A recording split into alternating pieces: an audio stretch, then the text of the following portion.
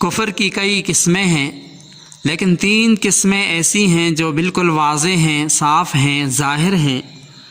ایک عام کافر، منافق اور زندیق۔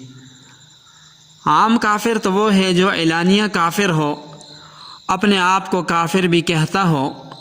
اس کے اندر یہودی، عیسائی، ہندو سب داخل ہیں۔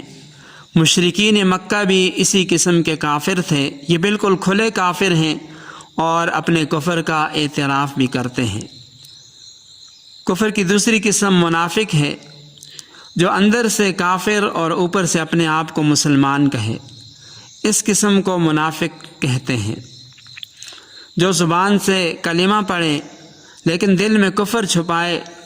منافقوں کا جو کفر ہے یہ عام کافروں سے بڑھ کر ہے، کیونکہ انہوں نے کفر اور جھوٹ دونوں کو جمع کر دیا۔ تیسری قسم زندیق ہے، زندقہ۔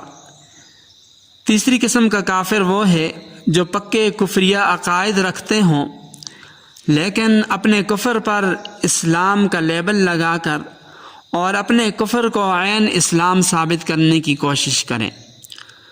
پھر اسی پر بس نہیں بلکہ قرآن کریم کی آیات، احادیث طیبہ، صحابہ کرام کے ارشادات اور بزرگان دین کے اقوال کو توڑ موڑ کر اپنے کفر کو اسلام ثابت کرنے کی کوشش کرتے ہیں۔